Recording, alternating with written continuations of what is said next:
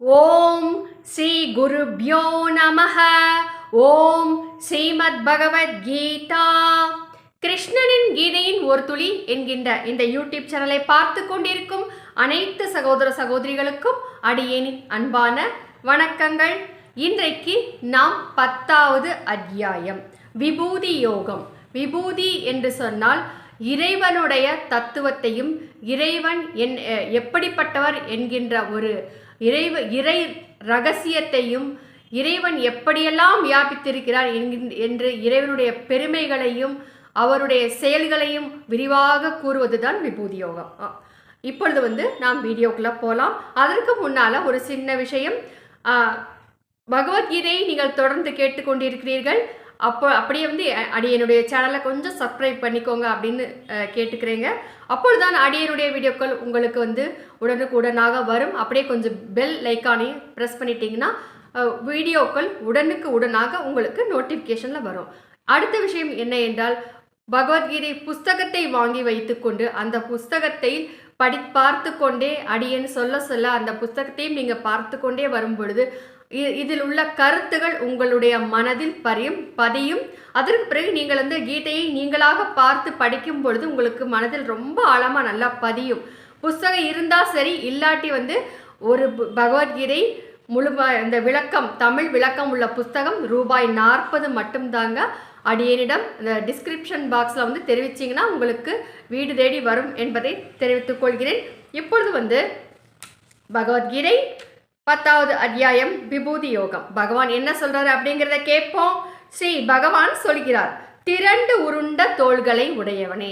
ஆரம்பத்திலே ரொம்ப அழகா வர்ணித்து அவருடைய பக்தனை கூறுகிறார். எப்படி என்றால், மாபெரும் வீரன் அல்லவா அர்ஜுனன். அப்படிப்பட்ட வீரனுடைய தோள்கள் எப்படி இருக்கும் அல்லவா? திரண்டு உருண்ட தோள்களை உடையவனே, மிகவும் அன்பு கொண்டவனான உனக்கு உன் நலன் கருதி நான் எதை மீண்டும் கூறுவேனோ, என்னுடைய மிக உயரிய பொருள் பொதிந்த சொற்களை கேள். ரொம்ப கவனமாக கேளு. நீ என் மேலே ரொம்ப அன்பு வச்சிருக்க இல்லையா? அடியேன்னு சொல்ற கிருஷ்ணனாக நான் சொல்வதை கேள். உயரிய பொருள் பொதிந்த சொற்களை கேள் அப்படின்னு சொல்றாரு. என்னுடைய உற்பத்தியை 2வது ஸ்லோகம்ங்க. அதாவது லீலையாக வெளிப்படுவதை தேவகணங்கள் அறியார்கள். இந்த தேவகணங்கள் எல்லாம் இறைவனுக்கு பக்கத்திலே இருந்து அவருக்கு சேவைகளை செய்து கொண்டிருப்பார்கள். அப்படிப்பட்ட தேவ கணங்கள் கூட அவருடைய உயர் அந்த லீலைகளை அறியார்கள் என்று கூறுகிறார். அந்த தேவகணமாக இருப்பவர் ஜெயன் விஜயன் அப்படின்னு கோயிலில் பக்கத்தில், அந்த கோவில் கருவறைக்கு பக்கத்திலே இருக்கும். அவர்கள் எல்லாம் தேவகணங்கள் என்று கூறப்படுகிறது. அது மட்டும் அல்லாமல் விஷ்ணு லோகமான வைகுண்டத்தில் 3 வாயில்கள் இருக்கிறது என்று கூறப்படுகிறது. ஒவ்வொரு வாயிலுக்கும் தேவகணங்கள் இருக்கிறார்கள். இப்படி எத்தனை தேவகணங்கள் இருந்தாலும் அவர்களுக்கு கூட என்னுடைய லீலைகள் தெரியாது அப்படின்னு சொல்லிடாது. மகரிஷிகள் அறியார்கள். ரிஷி என்னையே நினைத்து தவம் செய்து கொண்டிருக்கிறார்களே, அந்த ரிஷிகளுக்கு கூட தெரியாது. ஏனெனில் நான் எல்லா விதங்களிலும் தேவர்களுக்கும் மகரிஷிகளுக்கும் ஆதி காரணம் ஆவேன் அப்படின்னு சொல்றாரு. ஆதியானவன் என்றால் எனக்கு மரணமும் இல்லை, பிறப்பமும் இல்லை, எதுவும் அற்ற ஒரு பரபிரம்மஸ்வரூபமாக இருக்கிறேன் என்று பகவான் கூறுகிறார். ஆதி காரணமாக இருக்கிறேன் என்று கூறுகிறார். 3வது ஸ்லோகம், எவன் என்னை பிறப்பற்றவன் வந்துருச்சா? அடுத்தது அனாதியானவன். அனாதியானவன் என்றால் இந்த கல் தோன்றி மண் தோன்றா காலத்திலே முன் தோன்றியது அப்படின்னு சொல்லுவாங்க இல்லையா? அது சாதாரணமாக இந்த ஒரு தமிழையோ வேறு ஏதாவது ஒரு விஷயத்தையோ சொல்லுவாங்க. ஆனால் இந்த பிரபஞ்சமே உற்பத்தி ஆவதற்கு காரணமாக அனாதியாக இருந்தவர் யார் என்றால் பரமேஸ்வரன், கிருஷ்ண பரமாத்மா என்று கூறப்படுகிறது. உலகங்களுக்கெல்லாம் தலைவன், நான் தான் எல்லா உலகங்களுக்கும் தலைவன் என்று தத்துவ ரீதியாக அறிகிறானோ, மனிதர்களில் மிகவும் அறிவாளியான அவன் பாவங்கள் அனைத்திலிருந்தும் விடுபடுகிறான் அப்படின்னு ரொம்ப அழகா சொல்றாருங்க. என்னை யார் உள்ளபடியாக அறிகிறார்களோ அவர்தான் ரொம்ப அறிவாளி. அவர்களுக்கு இந்த செய்த பாவங்களில் இருந்து எல்லாம் விடுபடுகிறான் அப்படின்னு சொல்றாரு. அதற்கு பிறகு ஒரு மனிதனுடைய குணங்களை பற்றி மிகவும் தெளிவாக கூறிக்கொண்டு வருகிறார். 4வது ஸ்லோகம், தீர தீர்மானம் செய்யும் திறன். முதல்ல சொல்றது இதுதான். நாம் எந்த ஒரு காரியத்தை எடுத்தாலும் பலமுறை யோசித்து சிந்தித்து பார்த்து அந்த அந்த காரியத்தை செய்யலாமா வேண்டாமா என்று சரியான தீர்மானம் எடுக்கிறோம் அல்லவா? அந்த தீர்மானம் செய்கின்ற திறனாக உண்மையான அறிவு, அடுத்து வந்து உண்மையான அறிவு, அதாவது அகம்பாவம் ஆணவம் அற்ற மமதையற்ற உண்மையான அறிவு, மோகம் இன்மை, எதிலும் ஆசை இல்லாமை, பொறுமை, அதற்கு பிறகு உண்மை, புலனடக்கம். இந்த புலன்களை அடக்கி வைத்து கொண்டாலே போதும், நாம் மேன்மேலும் உயர்ந்து செல்ல முடியும். மன அடக்கம், புலனடக்கம். புலன்களை அடக்க வேண்டும் என்றால் மனம்தான் அடக்க வேண்டும் அல்லவா? ஆக வந்து நாம் முதல்ல வந்து மனவடக்கம்.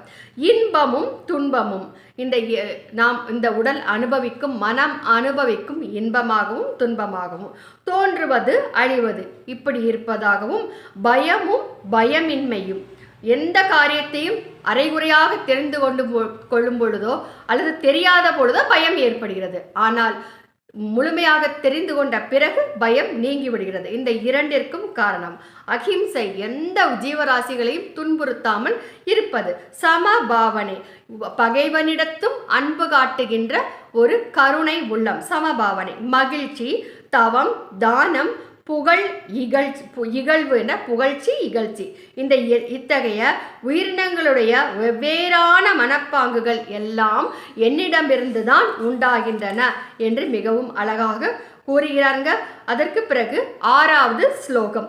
உலகில் இந்த பிரஜைகள் அனைவரும் எவர்களிடமிருந்து உண்டானார்களோ அந்த 7 மகரிஷிகளும், இந்த 7 மகரிஷிகள் அப்படின்னு சொல்றாங்க இல்லையா, அது யார் யார் அப்படின்னா மரீசி, ஆங்கிரஸ், அத்ரி, புலஸ்தியர், புலகர், கிருத்து, வசிஷ்டர். இந்த 7 ரிஷிகள் சப்த ரிஷிகள் என்று கூறப்படுகிறார்கள். இந்த ரிஷிகள் அவர்களும் அதற்கு பிறகு அவர்களுக்கு முந்தியவர்களான இந்த ரிஷிகள் தோன்றுவதற்கு முன்னே தோன்றிய முனிவர்கள், அந்த முனிவர்கள் யாருன்னா சனகர் முதலிய 4 முனிவர்கள் அப்படின்னு சொல்றாரு.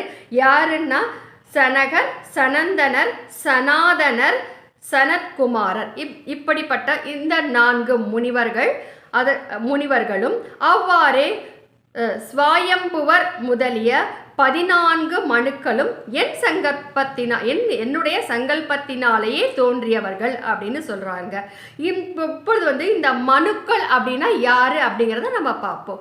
மனுக்கள் என்பது 14 பேர் இருப்பார்கள். யாருக்குன்னா பிரம்மாவிற்கு அசிஸ்டண்டாக வேலை பார்க்கவங்க தான் இந்த மனுக்கள் என்று கூறப்படுகிறார்கள். அவ்வளோதாங்க. பிரம்மாவுடைய படைப்பு தொழிலுக்கு இவர்கள் வந்து வரிசையாக பிரம்மாவினுடைய ஆயுட்காலத்தில் வரிசையாக இருந்து அவர்கள் பிரம்மாவிற்கு உறுதுணையாக இருந்து அவருடைய படைப்பு தொழிலுக்கு உதவி செய்பவர்கள் தான் இந்த மனுக்கள். அப்படின்னா இவர்கள் வந்து எந்தெந்த காலகட்டத்தில் பிரம்மாவிற்கு துணையாக இருக்கிறார்கள் என்பதை நாம் தெரிந்து கொள்வோம். முதலில் அதை தெரிந்து கொள்ள வேண்டும் என்றால் முதல்ல வந்து பிரம்மாவோட ஆயுட்காலம் என்பது என்ன என்பதை தெரிந்து கொள்ள வேண்டும். 1000 சதுர்யுகங்கள் பிரம்மாவினுடைய ஒரு பகல், அதே மாதிரி 1000 சதுர்யுகங்கள் பிரம்மாவினுடைய ஒரு இரவு. பிரம்மாவிற்கு வந்து ஒரு இரவும் ஒரு பகலும் சேர்ந்தது பிரம்மாவுக்கு ஒரு நாள். இப்படி வந்து 100 ஆண்டுகள் வந்து பிரம்மாவுக்கு முடிந்து 100 நாட்கள் பிரம்மாவுக்கு முடிந்து விட்டால் அவருடைய ஆயுள் முடிந்துவிடும். சரிங்களா? பிரம்மாவிற்கும் மரணம் என்பது உண்டு. அதை முதல்ல நாம தெரிஞ்சுக்கணும். சரிங்களா? இப்போ வந்து 1000 சதுர்யுகங்கள் அப்படின்னா என்ன அப்படிங்கிறத நம்ம பார்ப்போம். ஏற்கனவே நான் வந்து பதிவில் சொல்லியிருக்கேன், ஒரு ஷார்ட்ஸ்லையும் சொல்லியிருக்கேன், இருந்தாலும் இப்போ சொல்கிறேங்க. 1000 சதுர்யுகங்கள் என்ன என்றால் வந்து ஒரு கிருத்தயுகம், துவாபர யுகம், திரேதா யுகம், கலியுகம் இன்டு 1000. சரிங்களா? இது வந்து 1000 சதுர்யுகம். இது வந்து பிரம்மாவுக்கு ஒரு பகல். அதே மாதிரி வந்து ஒரு திரேதாயுகம், துவாபர யுகம், திரேதாயுகம், கலியுகம் இன்டு 1000 இது வந்து பிரம்மாவுக்கு ஒரு இரவு. இப்படி வந்து 100 நாள் பிரம்மாவுக்கு முடிஞ்சதுன்னா பிரம்மாவுடைய ஆயுட்காலம் நிறைவு அடைந்து விடும். இப்படி வந்து பிரம்மாவினுடைய ஆயுட்காலத்தில் வந்து 71 சதுர்யுகங்கள் வந்து பிரம்மாவிற்கு ஒரு மன்வந்தரம் என்று கூறப்படுகிறது. இப்படி வந்து ஒரு மன்வந்தரத்தில் ஒரு மனு வந்து பிரம்மாவிற்கு அசிஸ்டண்டா இருப்பாங்க. இப்படி வந்து வரிசையாக 14 14 மனுக்கள் வந்து பிரம்மாவுக்கு அசிஸ்டண்டாக இருந்து வேலை பார்ப்பாங்க. சரிங்களா? அவ்வளவுதான். இப்போ வந்து அடுத்தது நாம் தெரிந்து கொள்ள வேண்டிய மிகவும் ஒரு முக்கியமான விஷயம் என்ன அப்படிங்கிறத நம்ம பார்ப்போம். இப்போ வந்து ஒரு சதுரயுகம் அப்படின்னா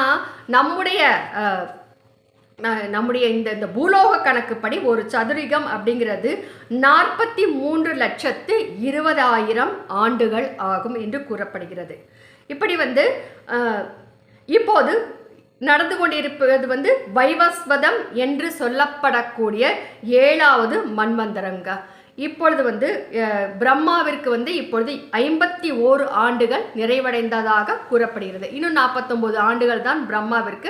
அதற்கு பிறகு புதிய பிரம்மா வருவார் என்று கூறப்படுகிறது. அது இப்பொழுது வந்து ஆஞ்சநேயர் வந்து ஒரு அடுத்த பிரம்மாவாக ஆவதற்காக அவர் வந்து தவம் செய்து கொண்டிருப்பதாக கூறப்படுகிறது. இப்பொழுது நடைபெற்று கொண்டிருப்பது வைவஸ்வதம் என்று சொல்லப்படக்கூடிய 7வது மன்வந்தரம். சரிங்களா? சரி, இப்போ வந்து இந்த பிரம்மா வந்து நம்முடைய பூலோகத்தை, நாம் வாழுகின்ற இந்த பூலோகத்தை மட்டும் வந்து படைத்து அதை மட்டும் காக்கிறாரா என்றால் கிடையாது. அதற்கு மேலே அவர் என்ன செய்கிறார், அவருடைய வேலைகள் என்ன என்பதை நாம் இப்பொழுது தெரிந்து கொள்வோம். 14 லோகங்களையும் பிரம்மாவுடைய ஆளுகைக்கு கட்டுப்பட்டு அவருடைய படைப்பு தொழிலாக நடைபெற்று கொண்டிருக்கிறது. அதில் வந்து நாம் வாழ்ந்து கொண்டிருப்பது இந்த பூலோகம். இது வந்து புர்லோகம் என்று சொல்லப்படுகிறது. நம்முடைய உலகத்திற்கு மேலே 6 உலகங்கள் உள்ளன. அதே மாதிரி வந்து நாம் வாழும் இந்த உலகத்திற்கு கீழே வந்து 7 உலகங்கள் உள்ளது. ஆக 14 லோகங்களுக்கு பிரம்மாதான் தலைவன்.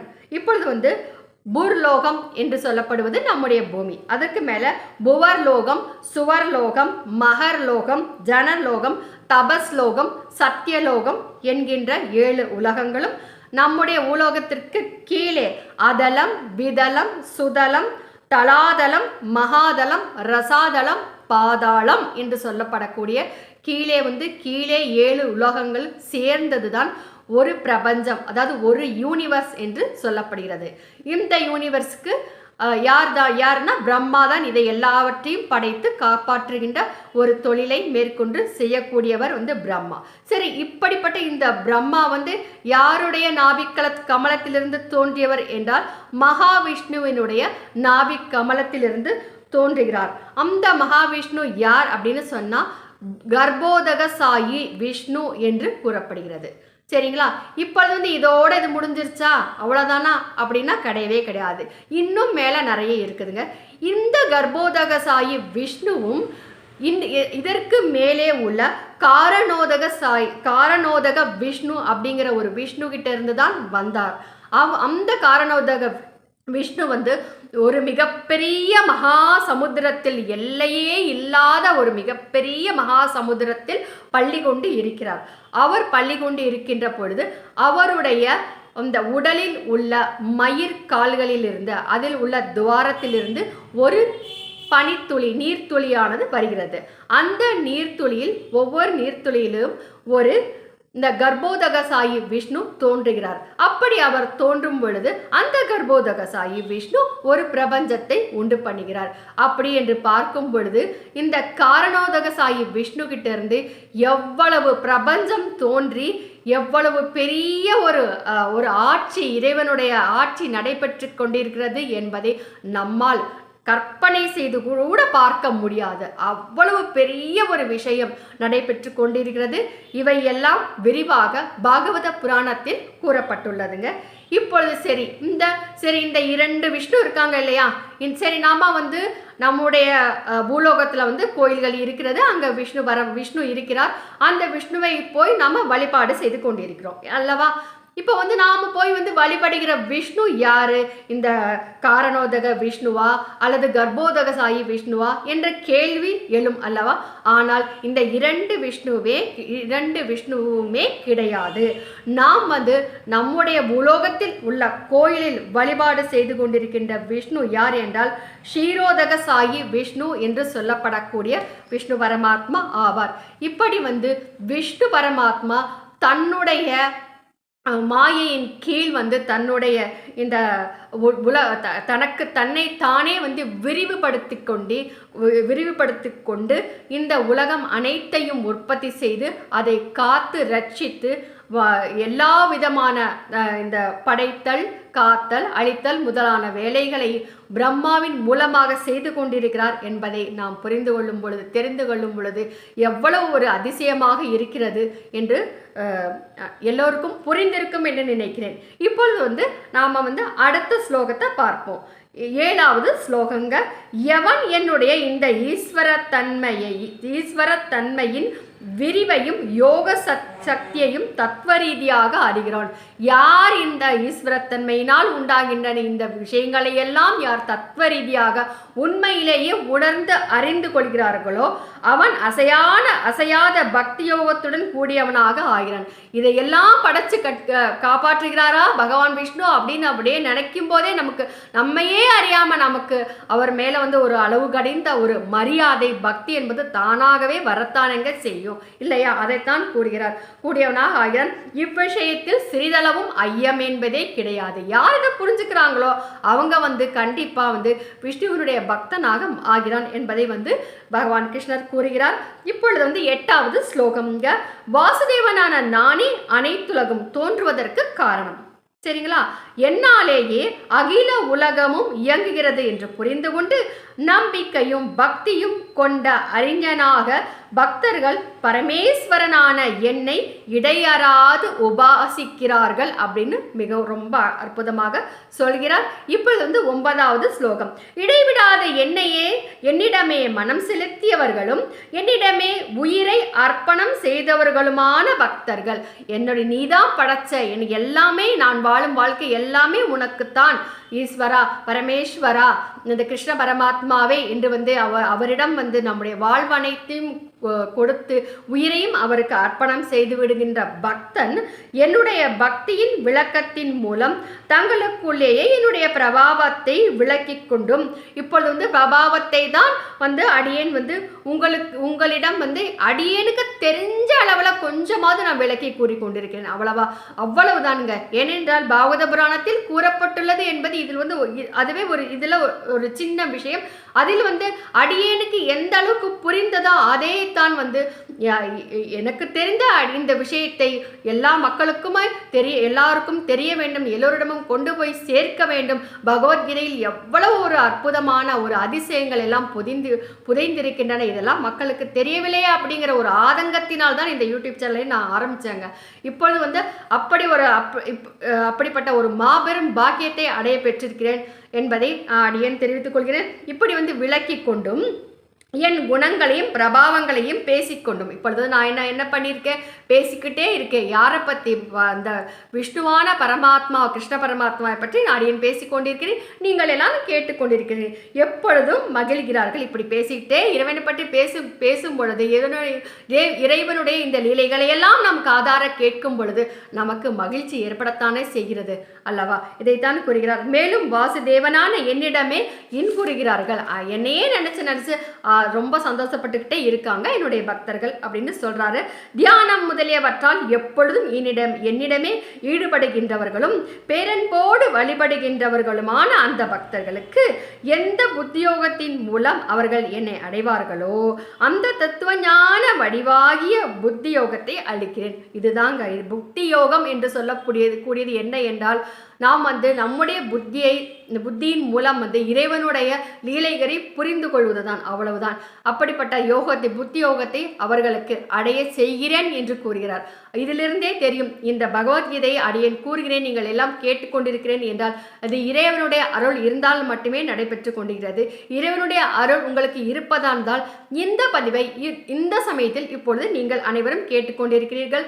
சகோதர சகோதரிகளே, இப்படிப்பட்ட ஒரு மாபெரும் பாக்கியத்தை அருளி செய்த இறைவனுக்கு மீண்டும் மீண்டும் நன்றி கூறிக்கொள்கிறேன். அடுத்து வந்து 11வது ஸ்லோகத்தில் பகவான் கிருஷ்ணர் என்ன கூறுகிறார் என்பதை வந்து அடுத்த பதிவில் நாம் பார்ப்போம். அதுவரை உங்களிடம் வணக்கம் கூறி விடைபெறும் இவள் தமிழ்நாடு மதுரையில் மதுரை கல்லூரி அருகே ஜீவசமாதி அடைந்துள்ள ஸ்ரீ சிவானந்த சரஸ்வதி சுவாமிகளின் பேத்தி ரஜுலா விஜயராகவன். நன்றி.